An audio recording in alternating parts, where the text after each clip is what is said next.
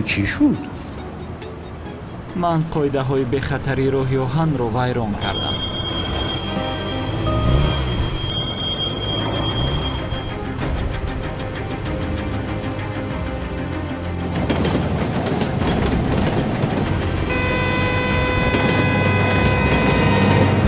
من همین طور قاعده های به خطری راه آهن را دائما در خاطر دارید.